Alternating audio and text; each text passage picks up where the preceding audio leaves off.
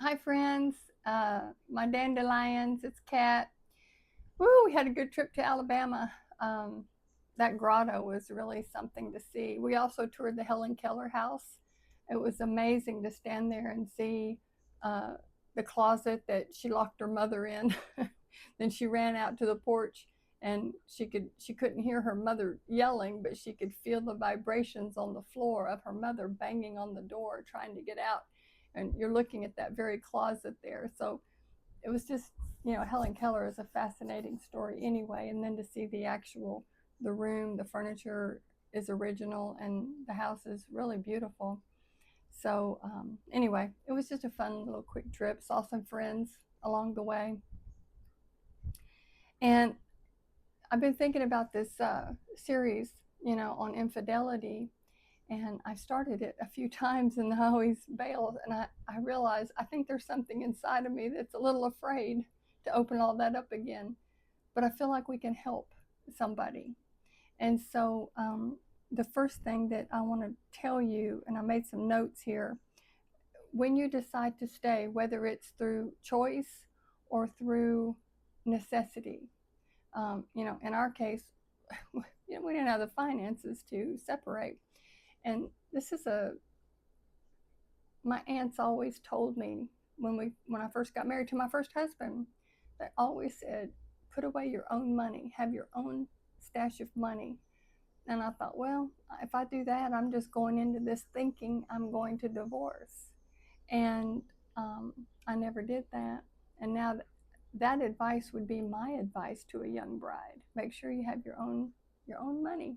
Doesn't mean you're going anywhere, but if anything comes up, you could go somewhere. So um, I don't know. What do you think about that? What's your take on that? Uh, I didn't have my own money, and we couldn't afford to separate. Uh, Separated to separate rooms. I think that's a necessity for a while. Now, I can only speak from the woman's point of view.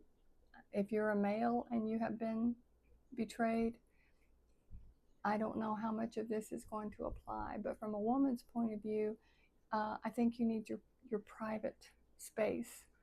And because once the trust has been breached,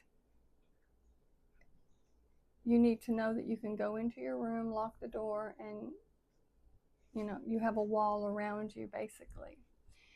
Now, I've heard from other women who have been cheated on, and there's this driving need, whether you stay or you don't, to be physically intimate, like you want to reclaim what you lost. Um, it's a passionate time, and that passion, whether it's anger, love, or what, or a mixture of everything, kind of is demonstrated in the physical realm.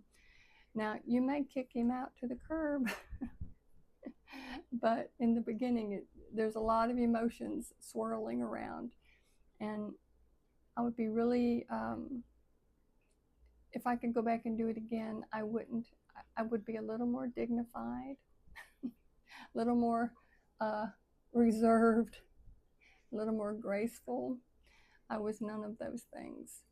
And I didn't care who knew about it because, in my mind, the marriage was over. And so I made some notes here about what happens when other people know about the infidelity. So when you choose to stay, it doesn't stop at the betrayal because there are other people's opinions. And whether they voice them or not, and some of them will definitely voice them. My sister's advice was to go out and have relations with somebody else to get him back. I didn't want to do that. I don't want to do that. I knew that my husband was a good man. He is a good man. Um, Made some bad choices. When people find out, they said, well, if they don't say it, they will think if you had self respect, you would leave. You're going to teach the husband or the wife, it goes both ways, that this is okay. You're tolerating this behavior and you're teaching them it's okay. Someone else says, I could never stay after that. I used to say that. They think you're weak. They think you're desperate. You're just staying for the kids or the money. Well, the money wasn't the issue in our case. And my kids are my kids. They came from my first marriage. So we don't have kids between us. So neither one of those fit. Meanwhile, while you're taking everybody else's opinions and stuff, you're grieving. You're grieving a marriage that you thought you had. And you're still living in it. It's not for the weak. I will tell you, it is not for the weak. You have to be very strong if you are going to stay and rebuild this. You're trying to rebuild safety while everyone is watching and judging. And that's why if you find yourself in this situation, proceed cautiously and carefully about letting the world in on it.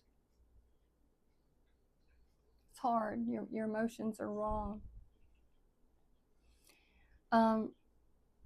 Betrayed spouses will over-explain. They will defend their decision. They'll hide some truth to avoid more comments and judgments. They pull away from family and friends. They feel alone. They feel judged.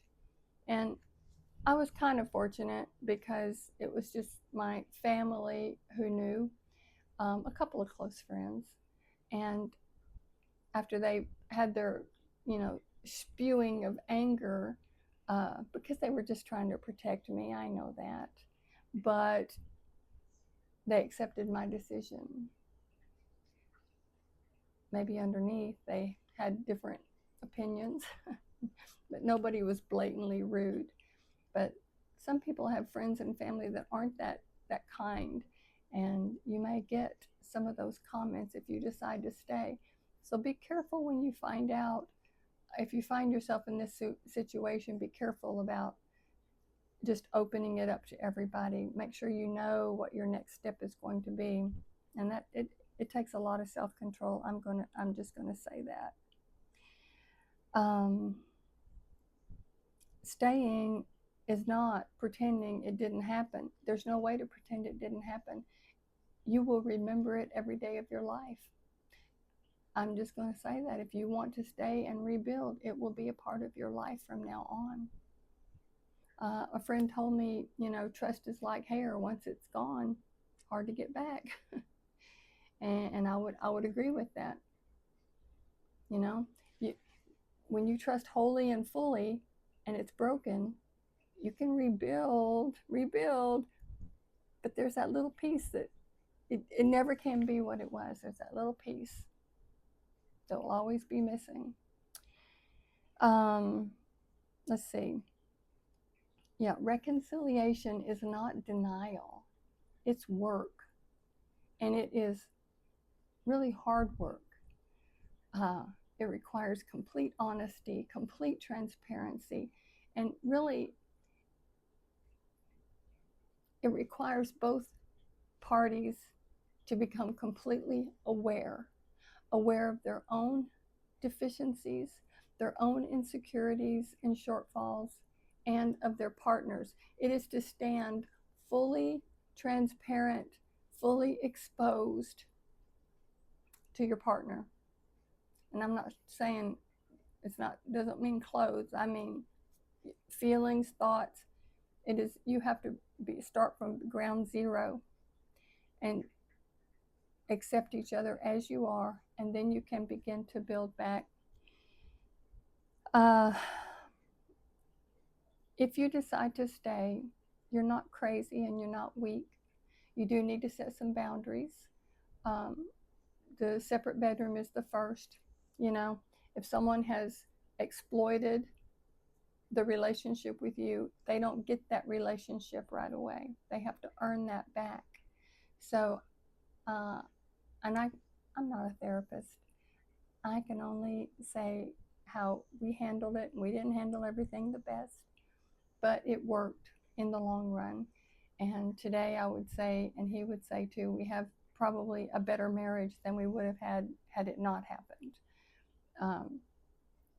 So, and remember, this is 25 years ago for us.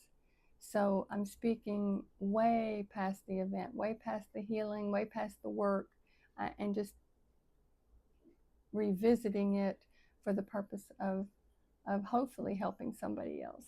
So if you are coming across this video in your feed, maybe there's a reason that you're here. I believe that God puts things in our path that we need. And so, friend, if you have come across this video and you're not a subscriber, then maybe you need to hear this series.